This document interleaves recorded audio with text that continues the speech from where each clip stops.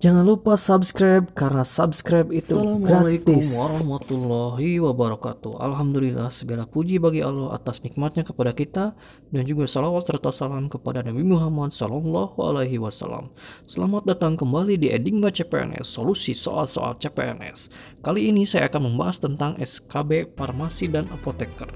Oke, langsung saja ke soal materi seleksi kompetisi bidang farmasi dan apoteker. Itu rata-rata kebanyakan yang keluar adalah jadi fungsi alat-alat kayak gram balance untuk menyeimbangkan penimbangan obat dalam kadar garam, miligram balance untuk menyeimbangkan penimbangan serbuk obat dalam kadar miligram, mortir tempat pencampuran obat atau menggerus obat dengan kadar yang telah ditentukan.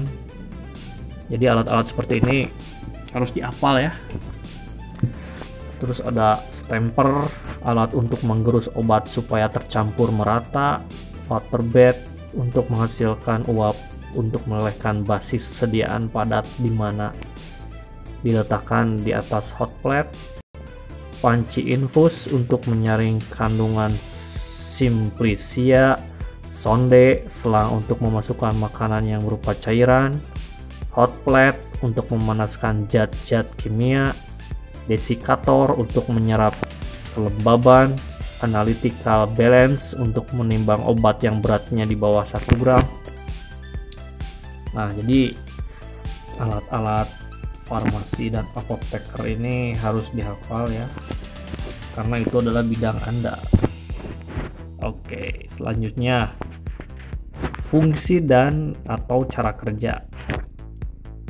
Jadi water wheel, fungsi roda air, analisis atau alat pengukuran kualitas air minum, digunakan untuk pengujian antidepresan dalam sel motorik. Analgesic mat, fungsi alat untuk menghasilkan rangsangan sakit untuk hewan percobaan. Spektrofotometer, fungsinya alat untuk melakukan spektrofotometri yang merupakan metode analisis yang didasarkan pada absorpsi radiasi elektromagnet untuk menetapkan kuantitas zat yang sangat kecil. HPLC, fungsinya metode kromatografi dengan fase gerak berupa cairan dan fase diam berupa cairan atau padatan untuk mengukur kadar suatu zat berdasarkan perbedaan kepolaran. pH meter, fungsinya untuk mengukur tingkat keasaman suatu zat. Potensiometer, fungsinya suatu cara analisis berdasarkan pengukuran beda potensial sel dari suatu sel. Elektrokimia atau salah satu metode penentuan konsentrasi zat melalui pengukuran nilai potensial. Oke, memari asam, fungsinya untuk menyimpan zat yang tingkat keasaman atau kadarnya tinggi. Autoclave, fungsinya untuk mensterilkan bahan kaca atau karet menggunakan tekanan. Selanjutnya LAF, laminar air flow, fungsinya alat ruang yang digunakan untuk kebutuhan ruangan steril menggunakan HEPA filter sehingga ruangan menjadi kelas 1 white area. Hardness tester, fungsinya alat untuk mengukur kekerasan tablet. Friability tester, fungsinya untuk mengukur kerapuhan tablet. Disintegration tester, fungsinya untuk mengukur waktu hancur tablet. Dissolution tester, fungsinya untuk mengukur kelarutan tablet. Single punch table press, fungsinya untuk mencetak tablet secara manual. High speed mixer, fungsinya mencampur granulasi basah kering dalam beberapa menit. V-meter, fungsinya untuk pencampuran serbuk obat. Beberapa definisi obat juga harus dihafal. Obat, suatu bahan atau paduan bahan-bahan yang dimaksudkan untuk digunakan dalam menetapkan diagnosis, mencegah, mengurangkan, menghilangkan, menyembuhkan penyakit atau gejala penyakit, luka atau kelainan badaniah dan rohaniah pada manusia atau hewan, dan untuk memperelok, memperindah badan atau bagian badan manusia. Definisi obat. Jadi Obat dalam kemasan murni atau campuran dalam bentuk serbuk, cairan, salep, tablet, pil suppositoria, atau bentuk yang mempunyai nama teknis sesuai dengan Farmakop Indonesia atau buku-buku lain yang ditetapkan pemerintah. Obat paten, obat jadi dengan nama dagang yang terdaftar atas nama si pembuat atau dikuasakannya dan dijual dalam bungkus asli dari pabrik yang memproduksinya. Jadi obat paten ini sudah dipatenkan dan terdaftar. Obat baru, obat yang terdiri dari atau berisi suatu zat baik sebagai bagian yang berkhasiat maupun tidak, misalnya lapisan, pengisi, pelarut, bahan pembantu, atau komponen lain yang belum dikenal sehingga tidak diketahui khasiat atau kemurniannya. Obat standar, obat yang sudah memenuhi syarat-syarat tertentu, memiliki bioavailability, yaitu keseimbangan obat, adanya keimanan, standar potensi yang baik.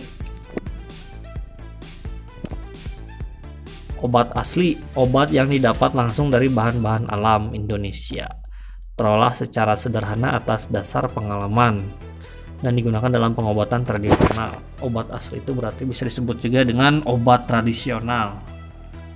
Obat generik, obat yang telah habis masa patennya sehingga dapat diproduksi oleh semua perusahaan farmasi tanpa perlu membayar royalti.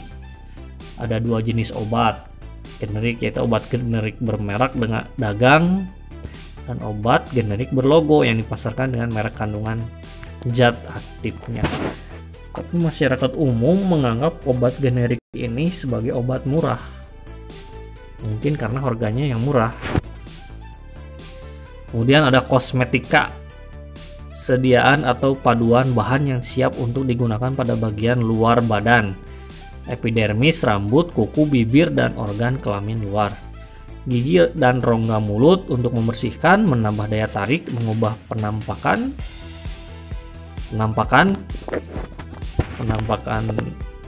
luar mungkin ya, melindungi supaya tetap dalam keadaan baik, memperbaiki bau badan, tetapi tidak dimaksudkan untuk mengobati atau menyembuhkan suatu penyakit. Jadi mungkin fungsi kosmetik itu untuk mempercantik tampilan luar, bukan untuk mengobati. Jamu, bahan-bahan dan tumbuh-tumbuhan yang masih berupa bagian-bagian kasar yang dicampur atau tidak dicampur dengan garam-garam yang kemudian akan dibuat infusa.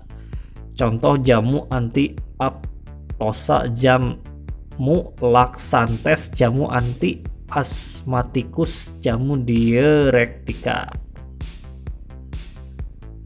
Obat herbal berstandar, sediaan obat bahan alam yang telah dibuktikan keamanan dan khasiatnya secara ilmiah dengan uji praklinik dan bahan bakunya telah distandarisasi.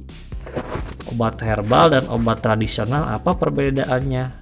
Jawab, tinggal googling.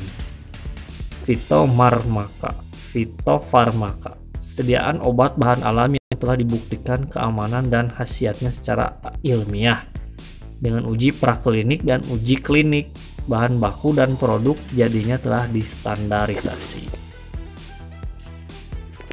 Minimal 10 macam sediaan farmasi. Pulpis, serbuk, merupakan campuran kering bahan obat atau zat kimia yang dihaluskan, ditujukan untuk pemakaian luar. Pulveres merupakan serbuk yang dibagi bobot yang kurang lebih sama, dibungkus menggunakan bahan pengemas yang cocok untuk sekali minum. Contohnya puyer bintang 7. Pilulae merupakan bentuk sediaan padat, bundar, dan kecil, mengandung bahan obat dan dimaksudkan untuk pemakaian oral.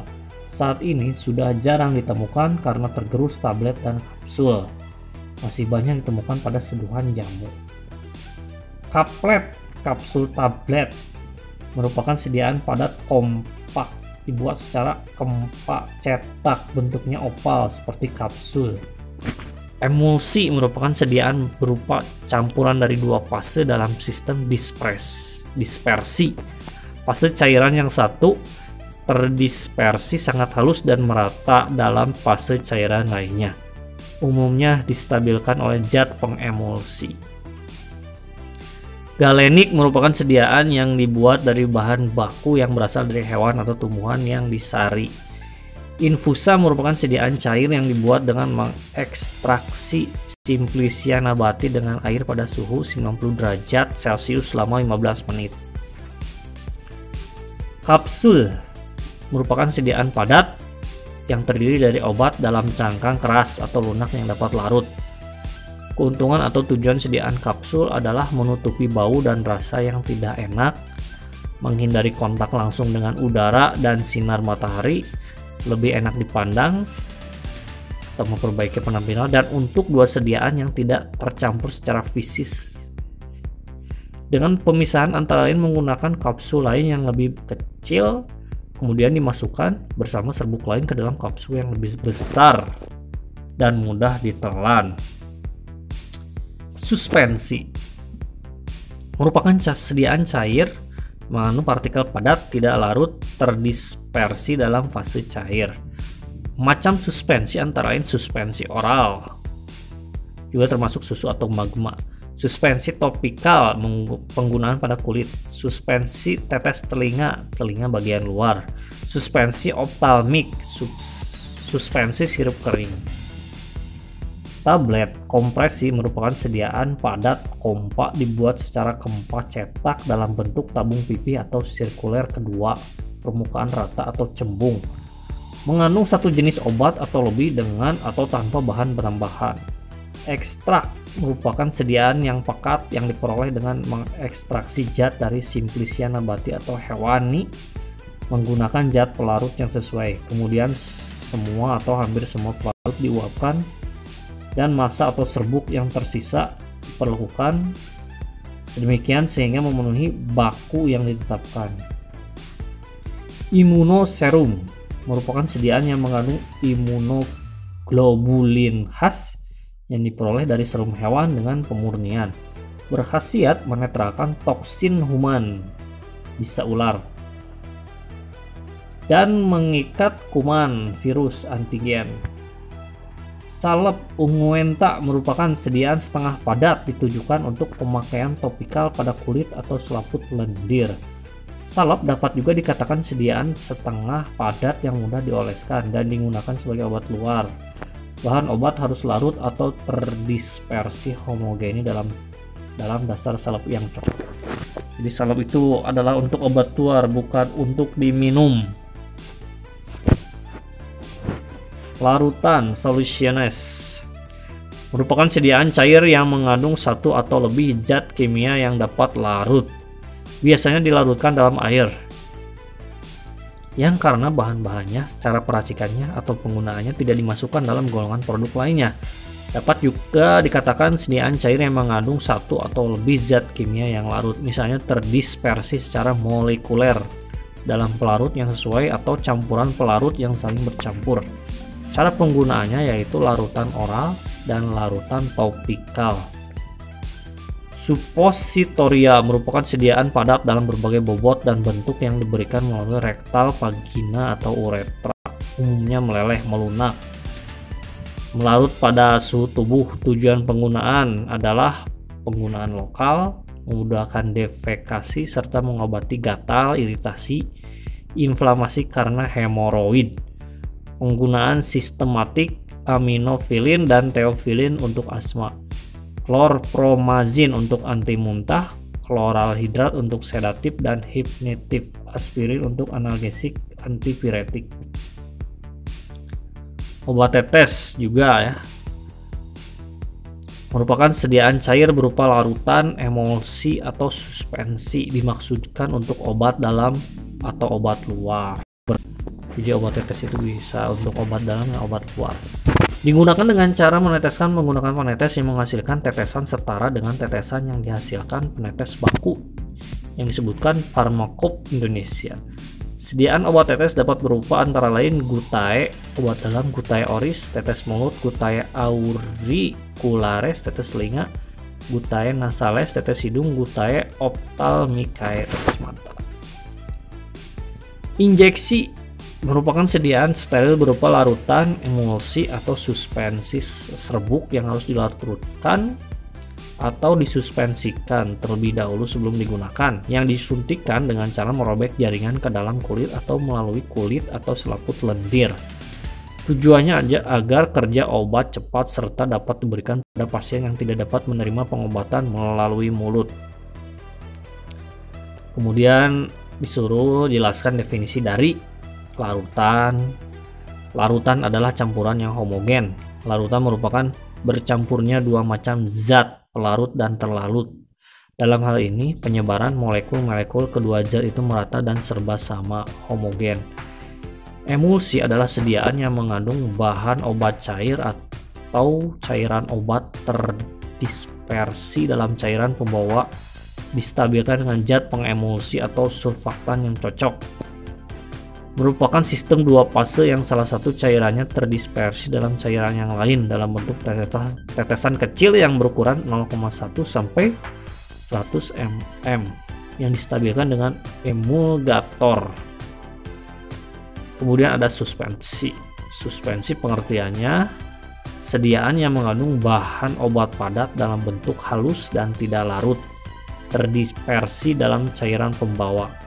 Zat yang terdispersi harus halus, tidak boleh cepat mengendap, dan bila dikocok perlahan, endapan harus segera terdispersi kembali.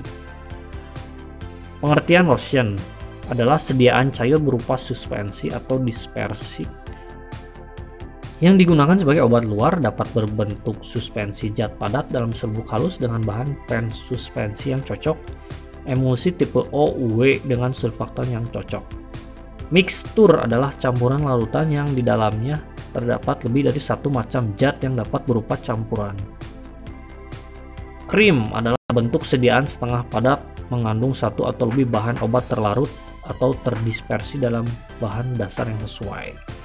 Pasta adalah sediaan semi padat yang mengandung satu atau lebih bahan obat yang digunakan untuk pemakaian topikal luar dan konsistensinya lebih praktis daripada salep. Mungkin pasta ini agak lebih padat daripada salep. Kemudian pengertian gel. Sistem semi padat terdiri dari suspensi yang dibuat dari partikel anorganik yang kecil atau molekul organik yang besar, terpenetrasi oleh suatu cairan. Gel adalah sediaan setengah padat yang terdiri dari suatu disperse yang tersusun baik dari partikel anorganik yang kecil atau molekul organik yang besar atau saling diserapi cairan. Kapsul pengertiannya sediaan padat yang terdiri dari obat dalam cangkang keras atau lunak yang dapat larut. Cangkang umumnya terbuat dari gelatin, tetapi dapat juga terbuat dari pati atau bahan lain yang sesuai. Suppositoria merupakan sediaan padat yang melebur pada suhu tubuh, yaitu suhu sekitar 30 derajat Celcius sampai 36 derajat Celcius, atau sediaan padat yang melarut pada tempat ia digunakan. Suppositoria digunakan melalui rektal yang akan memberikan efek baik secara sistematik atau lokal. Ovula merupakan suppositoria yang digunakan melalui vagina. Suppositoria adalah sediaan obat yang berbentuk padat yang diberikan melalui rektal, anus, vagina, uretra. Pengertian pil. Bentuk sediaan padat bundar dan kecil mengandung bahan obat dan dimaksudkan untuk pemakaian oral. Saat ini sudah jarang ditemukan karena tergerus tablet dan kapsul. Masih banyak ditemukan pada sebuah jamu. Tablet pengertiannya bentuk padat yang mengandung substansi obat dengan atau tanpa bahan pengisi. Berdasarkan metode pembuatannya dapat diklasifikasikan sebagai tablet atau tablet kompresi. Tablet adalah sediaan padat mengandung bahan obat dengan atau tanpa bahan pengisi. Berdasarkan metode pembuatan dapat digolongkan sebagai tablet cetak dan tablet gempa. Tablet adalah sediaan padat kompak dibuat secara kompak cetak dalam bentuk tabung pipih atau sirkuler kedua permukaan rata atau cembung, mengandung satu jenis obat atau lebih dengan atau tanpa bahan tambahan. Bagian-bagian resep. Inscriptio berisikan identitas dokter penulis resep, SIP, surat izin praktek dokter, alamat dokter, kota, tanggal penulisan resep, dan tanda R. Praeskriptio prescriptio berisikan inti resep yang terdiri dari nama obat, bentuk sediaan obat, dosis obat, jumlah obat. Signatur, tanda tangan, berisikan petunjuk pemakaian obat, nama pasien, umur pasien, BB, berat badan pasien, alamat pasien. Subscriptio berisikan tanda tangan atau paraf dokter. Bagian-bagian resep menurut SK Menkes RI nomor 26. Yang pertama, nama, alamat, nomor SIP dokter. Yang kemudian tanggal penulisan resep, kemudian tanda setiap obat atau komponen obat, kemudian tanda R pada bagian kiri setiap penulisan resep, tanda tangan mentor. Paraf dokter penulisan resep, tanda seru, dan paraf dokter untuk resep yang mengandung obat dengan jumlah melebihi dosis maksimum. Rangkuman Undang-Undang Nomor 36 Tahun 2009 tentang farmasi dan tugasnya. Undang-Undang tentang kesehatan telah mengalami revisi disesuaikan dengan kebutuhan dan tuntutan pembangunan kesehatan.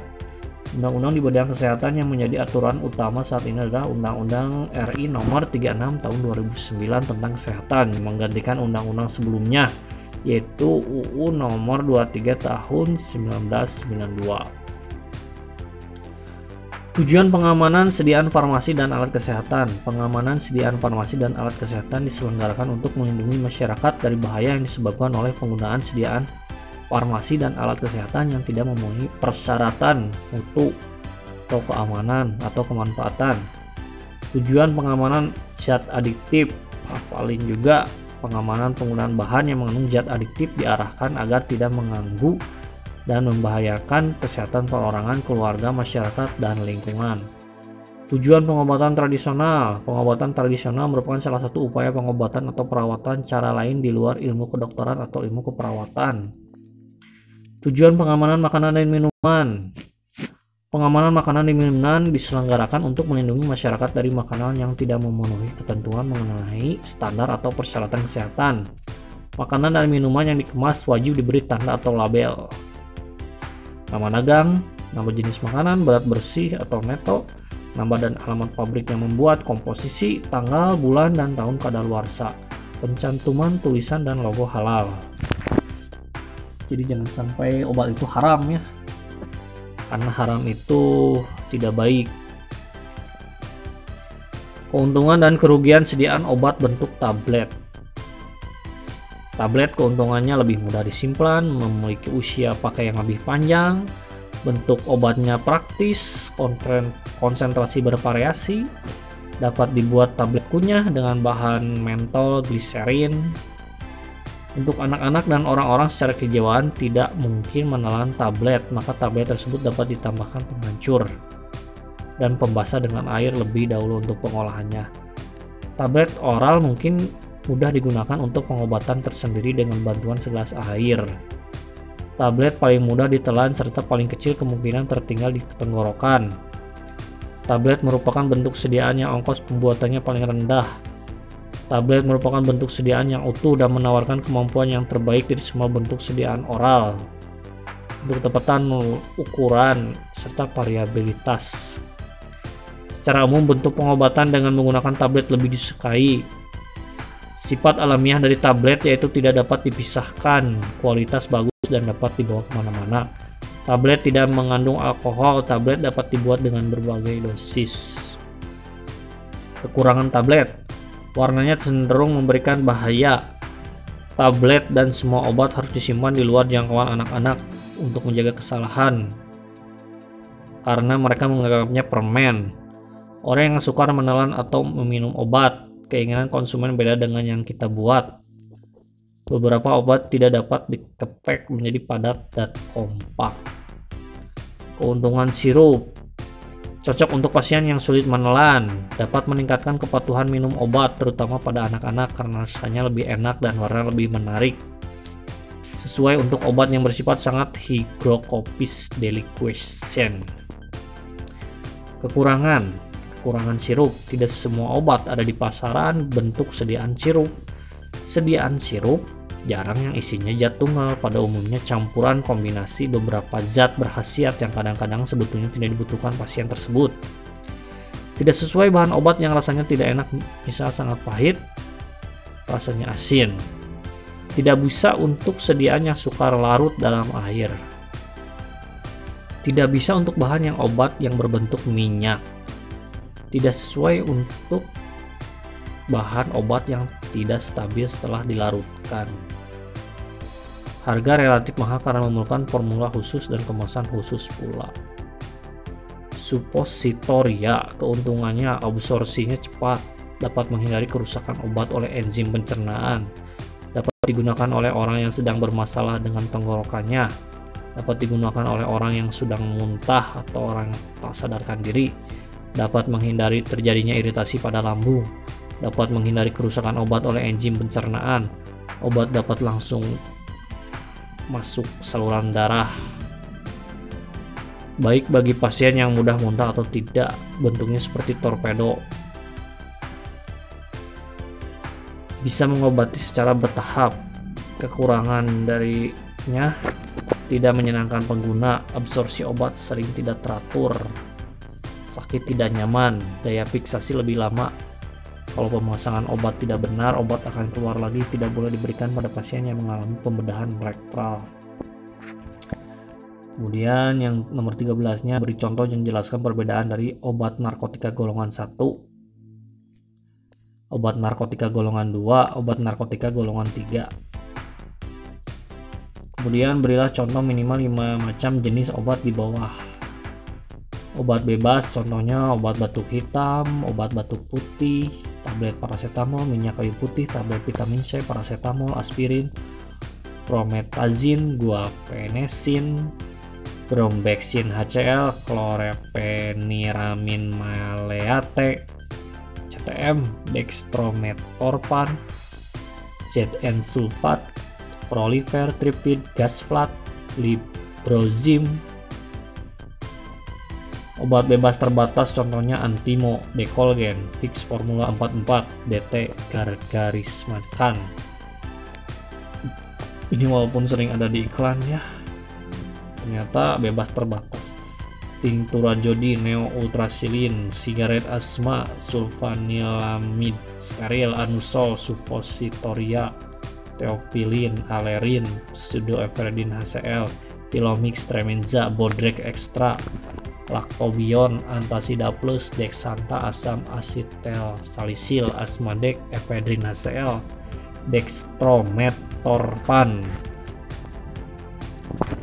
Obat keras contohnya diazepam, phenobarbital, antibiotik, antihistaminik, antibiotika, dan obat-obat berisi hormon, obat anti diabetes, obat untuk gangguan jantung, obat anti kanker, obat untuk pembesaran kelenjar tiroid, obat gangguan pertumbuhan dan sebagainya.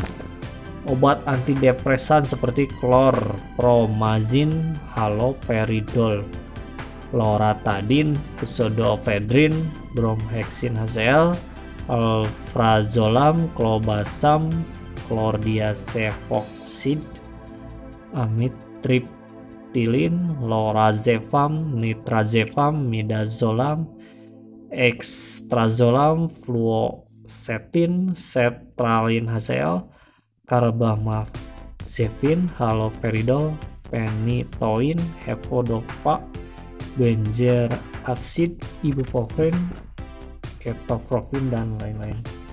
Ternyata ibuprofen juga obat keras ya. Di dalam obat bebas terbatas terdapat peraturan-peraturan. Sebutkan peraturan tersebut dan berikan contoh kemasan pada masing-masing peraturan tersebut. P1, awas obat keras, baca aturan pakai, contoh Paramed. P2, awas obat keras, hanya untuk kumur, jangan ditelan, contoh Listerine, betadine, gargle. P3, awas obat keras hanya untuk bagian luar badan, contoh betadine. P4, awas obat keras hanya untuk dibakar. P5, awas obat keras tidak boleh ditelan, contoh nevacetin powder. P6, awas obat keras, obat wasir tidak ditelan, contoh anusol suppositoria. Oke, sekian dulu pembahasan kisi-kisi soal farmasi dan apoteker untuk SKB. Semoga bermanfaat dan semua keluar di SKB nanti.